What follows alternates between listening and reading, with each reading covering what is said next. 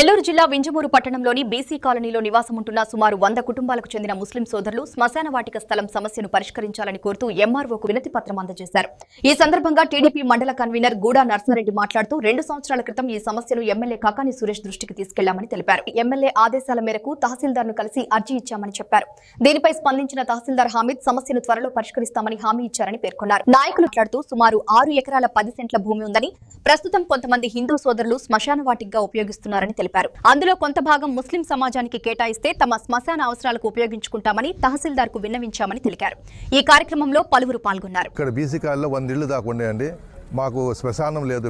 నిన్న మేము కాకల సురేష్ గారిని ఎమ్మెల్యే గారిని కలవటం జరిగింది.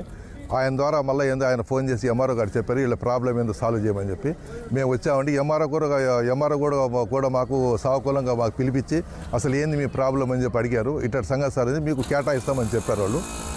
అది సార్ మేము ఇక్కడికి వచ్చాము. మేము అది మాకు ఇప్పుడు నర్సారెడ్డి అన్న, తర్వాత రఫీ అన్న, నేను, మా పెద్ద ఈయన ఎక్స్ మిలిటరీ అయినా మస్తాన్ సాహెబ్ ఆయన మేము అందరం వచ్చాము.